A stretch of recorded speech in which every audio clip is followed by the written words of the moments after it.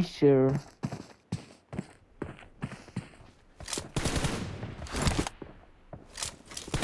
கூட்டம் சொத்தை எடை காத்தி நாட்டுக்கு விற்பனை பொருளனை விட்டிட மாட்டான் தடைகள் பல கடந்து என் தலைவன் வழி நடந்து என் இனத்தின் பல மறைந்து இனி வருவேன் நான் எழுந்து